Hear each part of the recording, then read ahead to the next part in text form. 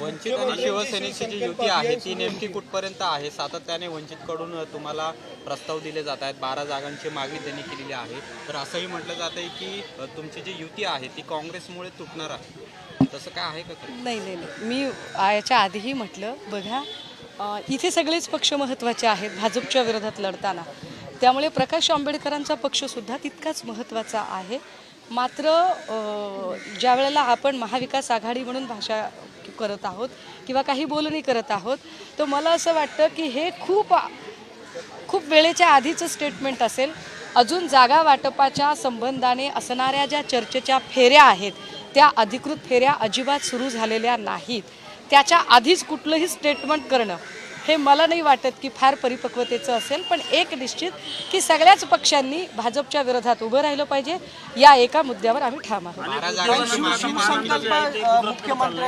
काल तर मी काही माध्यमांकडून 24 जागा सुद्धा ऐकल्या की 24-24चा फॉर्म्युला दिला आहे. त्यामुळे 12, 24, 8, 6 जे काही असेल या सगळ्या जागांचं जेव्हा चर्चेची अधिकृत फेरी होईल तेव्हा ते चित्र स्पष्ट होईल.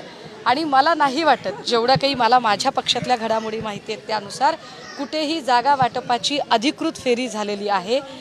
कारण ती फेरी कुठल्याही एका पक्षाची होणार नाही, तर ती शिवसेना उद्धव बाळासाहेब ठाकरे असतील, काँग्रेस पक्ष असेल किंवा राष्ट्रवादी काँग्रेस आदरणीय पवार साहेब, अशा सगळ्यांची मिळून ती चर्चेची फेरी. त्यांनी पत्र दिले तुम्हाला 12 जागा आम्हाला? नाही, मला याची काही कल्पना नाही की त्यांनी पत्र दिलं की नाही दिलं. पण मला एवढं नक्की माहिती आहे की आमच्याकडून त्यांच्यासाठी प्रस्ताव गेलेला आहे की त्यांनी जागांचं जे त्यांच्या अपेक्षा आहेत त्या अपेक्षा आम्हाला सांगाव्यात.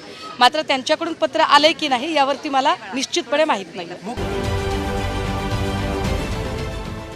देश विदेशातील प्रत्येक घडामोडींचे लाईव्ह अपडेट मिळवण्यासाठी आता साम टीव्हीच्या सर्व सोशल मीडिया प्लॅटफॉर्मला लाईक, फॉलो आणि सबस्क्राईब करा.